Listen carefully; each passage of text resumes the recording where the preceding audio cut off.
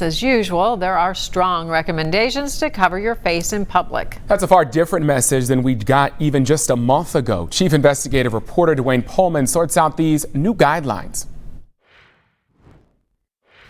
Just a month ago, all the experts were telling us you didn't need a face mask. Now, those same experts are telling us you do need to cover your face to contain the coronavirus. Are these new guidelines an about face? And are you really better protected wearing one of these?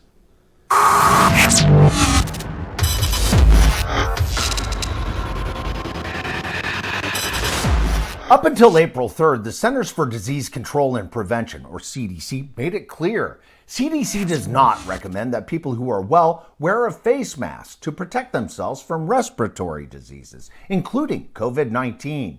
That's because the experts told us back then a mask does not protect the general public from coronavirus. Then, just days later, the president announced the CDC is recommending that Americans wear a basic cloth or fabric mask. The nation did a 180, and covering our faces became part of our new coronavirus landscape. So what changed? Even with social distancing, new studies like this one revealed COVID-19 was still quietly being transmitted from people who didn't know they were carrying coronavirus. In its new guidelines, the CDC states a significant portion of individuals with coronavirus lack symptoms and can transmit the virus to others before showing symptoms by speaking, coughing, or sneezing. So the CDC issued the new recommendation of wearing cloth face coverings in public settings.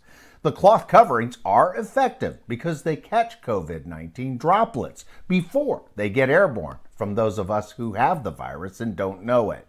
But many of you continue to think the cloth covering is a barrier to protect you from catching coronavirus. That's wrong. The only effective masks to protect against COVID-19 continue to be N95, which are technically respirators.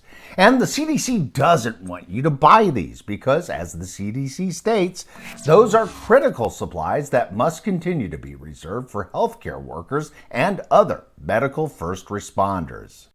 So without adequate testing, we all have to assume we're likely carrying COVID-19.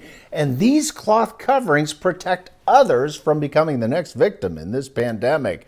But the only way this works is if all of us face our new responsibility and cover up in public. After all, this is the right thing to do. I'm Duane Pullman.